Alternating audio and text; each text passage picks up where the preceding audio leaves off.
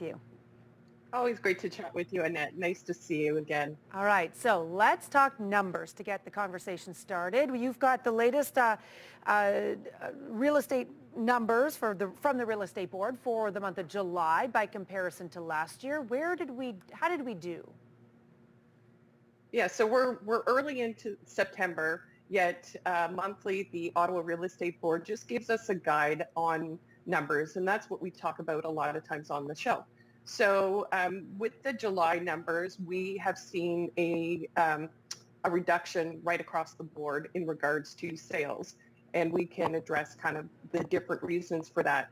So for the month of July, if we look at residential sales, we just sold over 1,700 properties in July compared to last year during the really, really, really hot market, which was just shy of 2,200. So it was 2,183. So that's a decrease of 21%. And we are going to see this trend with the rest of the actual numbers. So if we look at the actual July sales of residential compared to condominiums, so July sales in the month of July, we saw just over 1,300 residential sales, which was down again 20%, and the condo sales at 412, which is down 24% from July last year. Now, everyone are going to hear these numbers and they're going to go, see, it's crashing, it's dropping. No, if we look at the 5-year average, because we've been in a really hot market, these averages, if we look at the 5-year average, they are exactly where we should be at around that 1,800 mark. So we're still okay. What's the reason for the drop year over year? So I would say, so with this one, this is our first drop that we've seen in 5 years. And I think two things happened in July. And one is we finished COVID and we still have to deal with it, but we were finally able to get out of our homes, and we were finally able to do day trips like the previous guest showed, which is actually where I am right now. So, we finally were able to leave our homes, and I think I know the clients that I've been talking to are saying, you know what, it's family time. I'm going to go see the aunt I haven't seen in 2 years. I am putting my home search on the back burner. So that had definitely something to do with it. I heard that numerous times, not only from my clients, but also from my colleagues. The other thing is we are still low in inventory. And Annette, we talk about this every week. There is still not enough inventory. So when you look at sales numbers and we don't have houses to sell, of course the numbers are going to drop a little bit. So between those two items, this is a significant reason, including, as Rosie knows, we've had some great July weather. So put all three of those together, you're going to see a drop in July, which is normal, even in regular days. All right, we'll continue the conversation. Colleen's with us today for Ask the Expert, so get your questions ready and chat with you. Let's talk, Colleen, a little bit about safety right now for realtors. There was an incident, I understand. Yeah, so Annette, you and I always enjoy our banters, and as you said, we talk about real estate and we can talk hours for it. Yet, and the whole point of these conversations is to share information about buying, selling, investing, and any questions that people may have. Yet I'd like to turn the conversation slightly on an educational note more towards the realtors and why we ask you to sit down with us before you go show a home. I know that a lot of viewers out there are like, I found my home. I need to see the home. I want to see the home right now. That is not how it works. I am very, very saddened to hear yet again, and this is not new news, it's happened repeatedly, where a realtor entered a home and the pictures were horribly graphic, where the realtor got attacked by a hammer by someone inside the house. We are talking major damage to his skull and obviously to his mental state. And so when I would like people to understand and the general public to understand that when realtors go out on showings, to country properties, to places that are remote or we don't know who we are showing it to, we put our lives at risk. This realtor could have lost their lives.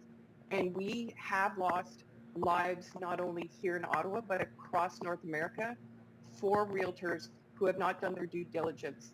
So let me take this opportunity for an educational kind of PSA. When you call a realtor and you haven't sat down with them, we are only trying to find out a couple things. A, is it safe to show you the home? Yet B, also create rapport with you. We are there to try and help you. We want to find out if we are a good fit, as should you. We should also sit down and find out about understanding the legal relationship. When you work with a realtor, just like a doctor, a lawyer, an accountant, there is a legal relationship, and we want to value that. And if you haven't been explained your legal relationship, you need to find a realtor who does, because the biggest thing is getting a market sense and a market education. And when people call me, when potential clients call me, customers call me, and I see this attack on my fellow colleague, that could have been me. That could have been one of my agents. So please understand, this poor gentleman who is he's still in the hospital. Please understand, we are not there to pitch you to get you into the office to sign something right away. What we're here is to make sure that our lives are safe, your lives are safe, and that we can work together in order to create a really good relationship and find you a dream house or sell your home. Mm-hmm. So thank you for the platform on that. All right, let's talk a little bit about COVID safety too, Colleen, because in this day and age still, some people are nervous about going into homes or showing their home. Where do things stand today with being in stage 3 for open houses, for example? What do you recommend? So that's a great question. And a couple of my agents just started doing open houses.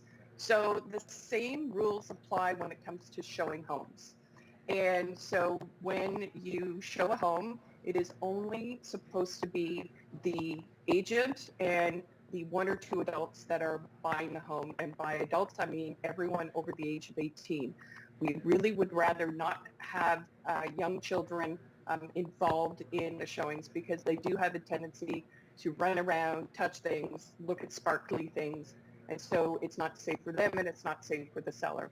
And of course, full masks and hand sanitizer. We're also not touching light switches, anything of the sort. We're not opening cupboard doors. We are still keeping touching at a minimum. With open houses, what I have been recommending, now everyone is different, the way that my brokerage has been running them are the general sense in the fact that, like going to a restaurant, we had created the infamous QR code. And so it is 1 by 1. So thank goodness right now the weather is still nice, where you have to wait outside, let the agent inside, let them in, right? They will let you in. Mm-hmm. You will have to sign in on the QR code. If you're not able to sign the QR code, the realtor themselves will then fill out a form for you, Mm-hmm. again, touchless, and then only 2 people at a time throughout the home answer any questions. And so it's kind of that rotating circle. All So right. we're just keeping it as safe as possible. Yeah, keeping the scenario as safe as possible when you're in contact with the least amount of people as possible as well, for both the seller and the buyer.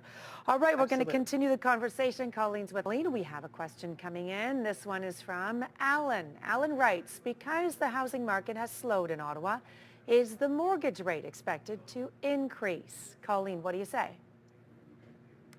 It's a great question, and thank you for that, Alan. I do not expect that to happen. What the banks and the government has been trying to do is allowing people to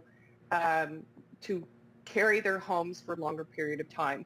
And I know a gentleman who's often on this show referenced it earlier this week. And so when people are being pre-approved for their mortgages, they are being pre-approved for a higher rate even though that's not the rate that they are going to get, i.e. Sellers of mine just got a rate of 1.2, but they were approved at the 5.25, right? Um, with the market right now, though, with the new 30-year amortization, we are going to still see, I think, a steady um, rate hold for a little while until we get back on our feet with COVID and maybe get back into, maybe stage 4. Right now, there is no word that we are going to increase anytime soon. Definitely speak to your mortgage lender about something like that because there are things that they can do, including one thing that I tell people all the time: look at what value is in your home, and maybe you want to even redo your mortgage so that you get the lower rate, even though you may take a slight penalty. It might be worth that in the long haul as well. So definitely something to consider. What else has changed now, Colleen, now that the market has slowed a little bit? So there's a lot that we are dealing with, and I think the big thing is seller expectations. I mean, buyers are still frustrated, yet the biggest thing that we're dealing with right now are sellers are talking to us and to their agents and saying, you know what, where are my multiple offers? I just want to price and get multiple offers. And it's those times are kind of waning away, if not almost gone, right? And we are finding that some sellers without the proper education by their agent might be getting even, and excuse the strong language, getting a little greedy. I know that one of my agents offered, without it being a multiple offer, 120,000 over asking, and it was still denied, and they were not multiple. Wow. So they were like, well, we want 500 over asking, and it's just managing expectations. And so the big thing is that you have to understand that we are now back in a traditional market. So going, Annette, we've been talking for a while, let's go back to 2-3 years. Let's keep the staging up. Let's price well, not in a way that people are not putting in multiple offers like they used to, because it's buyer fatigue at this point, right? So, if you've sat down with your realtor and they say your house is worth 600,000, then your house is worth 600,000, and you might price it at something like 610. People right now Canadians have always been very polite, so they don't want to insult when you are selling a home. Right. So people are like, well, then just bring an offer. My house may be worth 600,000, but I'm going to ask 7. That's not the way it works. Because you have to manage expectation of what the buyers are. We have seen that shift. Yeah, we have definitely seen that change. All right, Colleen, as always, great to chat with you. Thanks for answering our viewers' questions. And of course, if you'd like to contact Colleen, you can ask her any of your questions directly. There's other information, ColleenLyle.com.